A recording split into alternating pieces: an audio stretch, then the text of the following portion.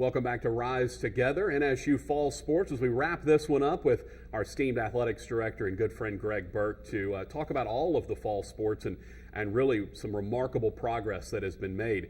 And let's go in order that we had them on the show, and we'll begin with football because that's kind of your front porch, as Bobby Bowden used to say, of your university.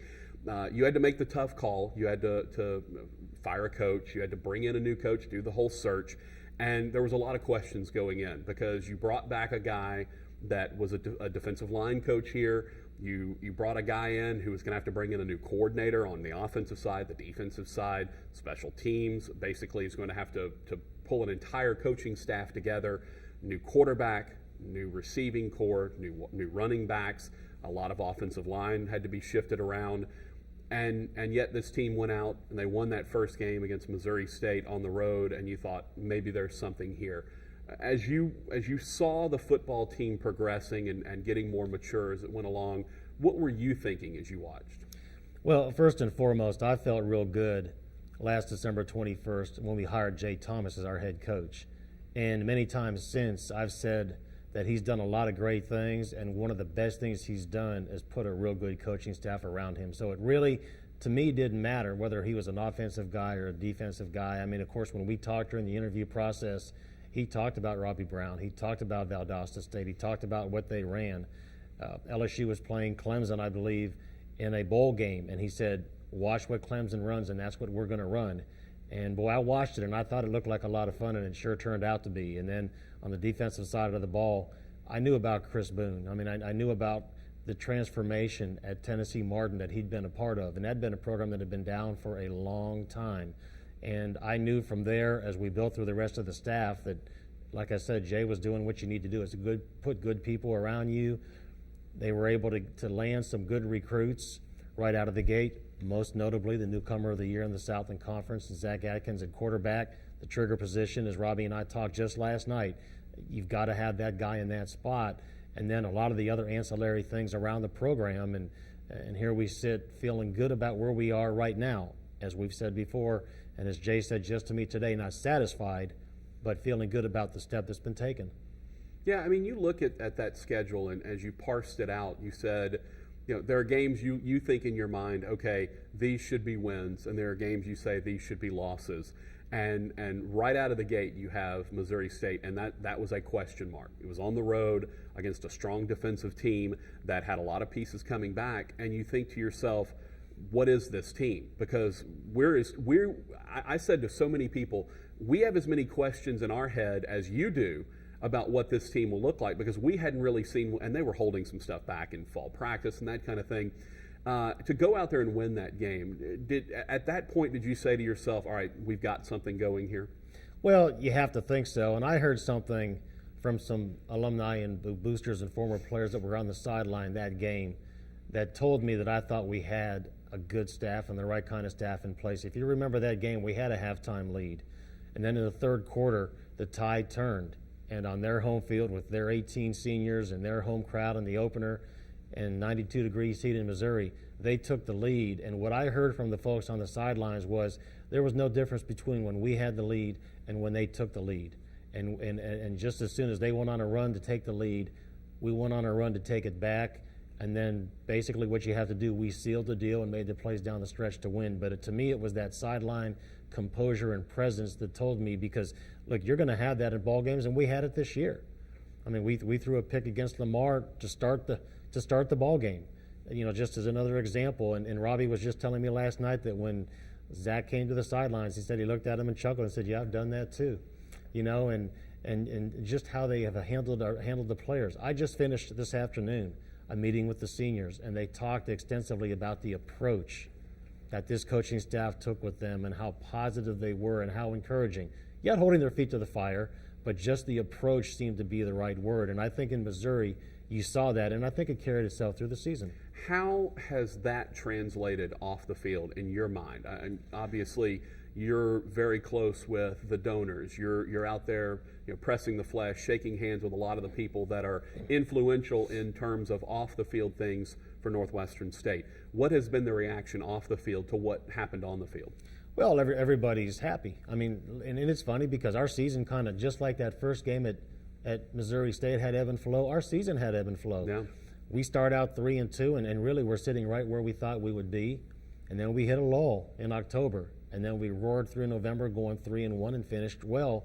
And I think if you would ask a lot of people back in the summer, if looking at our schedule, if 6-6 would have been a good record, now they might have got there a different way than people would have thought. But I think that for the first year, once again, they're happy with the progress. It's great when you've got an offense led by a guy who's a newcomer of the year, and he's coming back, and he's only going to get better. And he set school records, single season, every passing record you got. Yeah, single season touchdowns, single season yards. And remember, he was not in camp. Not in camp. He was not here for spring ball. Right. This all started when he got here in August. So the people are excited right now about the style of ball we're playing. They're excited about the approach of the coaches, and everybody's looking forward to next season. That being said, it's got to be nice to walk in and see Chief Cato on a daily basis. My goodness, I never knew how much I missed him. In all seriousness, and I'm doing some real fast math, but he hasn't been here in 4 years. Yeah. I'm in my 18th year. And so I guess years 1 through 14, I bet you he was here 10 or 14 years. And you get really spoiled, and you really get used to having the Chief, and to miss him for 4 years. It was really nice to walk in the field house and see him there. All right, let's transition to soccer, because again, you've made some difficult decisions in the last few years on really all of these fall programs at this point, having to make coaching transitions. You bring in George Van Linder, a guy that was in the Southland Conference before, was an assistant in the Big 12, and he kind of gutted the program, so to speak, and we'll talk a little more about that with volleyball as well. Kind of gutted the program and started from scratch, and we've seen it slowly heading back in the right direction, and on that real slow build. So close to going to the conference tournament this year, 4 more conference wins than last year, very close to that 500 mark. What have you seen out of the soccer program you like? Well, once again, I use the word approach. I like how George Van Linder has handled things, and you know, I knew everything about George I needed to know for the most part when I talked to Robert Hill, the athletic director at Stephen F. Austin, and George left there to go to Oklahoma, and coaches do that for the big opportunity at the bigger schools. And he told me that if George Van Linder had still wanted to be the coach at Stephen F. Austin, he would still be there as far as Robert was concerned. And Roberts is about as straight of a shooter as you're going to get. So he came in here knowing the task that he had to undertake. And like you said, we just missed the conference tournament this year. The fact of the matter is we won more conference matches this year than we've won since 2005. And since 2005, we've made the conference tournament with less wins than we had this year. It happens. It's sports. But you could see the progress. What I feel most badly about is we had a senior class made up of some great young ladies. Really liked those young ladies and wanted them to get that tournament experience that they had not had in their careers. But at the same time, as we take the step next year that I'm very confident we're going to take, those seniors, and I told them that at their exit meeting, you all will have had a lot to do with that. You know, one of the things I think is very evident when you drive around campus is improvement just from a purely aesthetic standpoint. The wrought iron fencing, the new improved field at the football stadium, the soccer complex looks impressive. Baseball's coming along, softball with their new press box and grandstand. As you see the progression of these various programs, and volleyball is also reaping the benefits of some of the transitions in Prather Coliseum. As you see sort of hand in hand the results improve on the field, on the court, on the pitch, if you will, and the facilities improve, do you feel like it's kind of a snowball effect where, you know, more wins generates more good, aesthetics, more building within the program on an exterior level, and that turns into more wins, and it just keeps rolling? No doubt. There's a direct correlation between facilities and winning success. It starts on the recruiting trail, but it's also about the current student athletes and their experience every day within the facilities that they have to practice and compete. And it's got to be done in this day and time with the state of higher education in Louisiana. It's got to be done with private dollars, with maybe a little bit of an assist from our student fee fund and our facilities budget there, but it's got to be done with private dollars. And we appreciate the folks that have stepped up, and we've got some more projects on the drawing board, and we've got to get them off the drawing board and get them into action pretty soon, because right now we're talking about fall sports, but I feel very good about our entire athletic program and about the direction it's going. And I feel a lot of pressure in a positive way to help continue to do things like those facility enhancements to help the success rate continue to get better and better. Let's back up because we'll talk big picture to wrap things up. But speaking of a program that has just skyrocketed in the last few years, volleyball. They have Hugh and Stephanie Hernisman have come in and done an absolutely remarkable job. Kind of the same approach that George Van Linder took. They sort of gutted the program, went very young, and took their lumps because of that. Now that group is juniors and seniors, and you're seeing a team that won its most conference games ever, won the most games as a Division I program, and was oh so very close to going to the NCAA tournament. What's it been like watching that program and the way it's gone from, let's be honest, in 10, 15 years ago, that was a mediocre program, and that was how it was viewed across the Southland Conference. Now it's a power to be reckoned with. What's that been like to watch?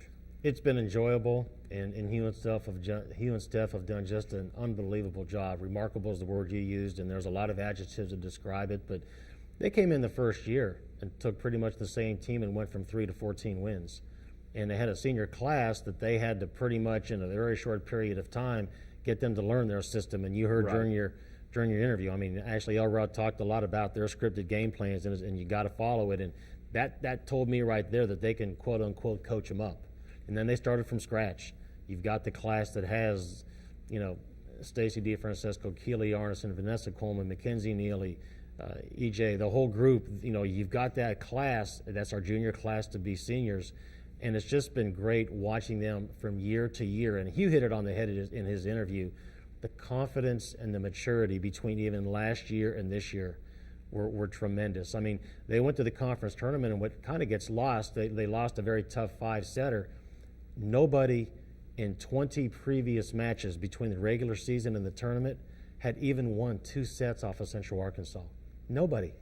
Yeah. We take them to set 5, 15-12, and I'll say this as well. I think that volleyball has been a great example. They've set a great tone in our department. I'm all about, and I've said this once already, but I'm all about having a balanced. I understand football's place. I understand men's basketball's place, but I'm about having a balanced winning program across the board because I just think it makes life a whole lot better for everybody.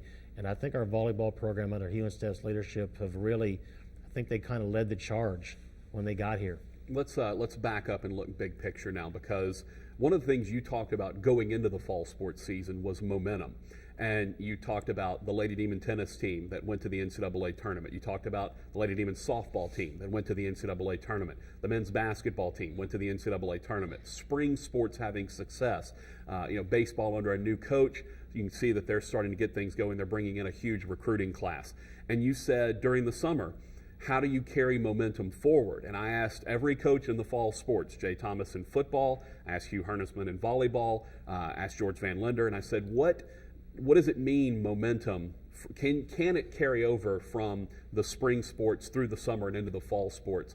And to be honest with you, it certainly has. This year has been remarkable in terms of transitional years for soccer starting to make that transition, football with a new coaching staff, volleyball making the step up. What has it been like for you, and how important to you is carrying momentum and sustaining momentum forward as you now go from fall back to spring sports again?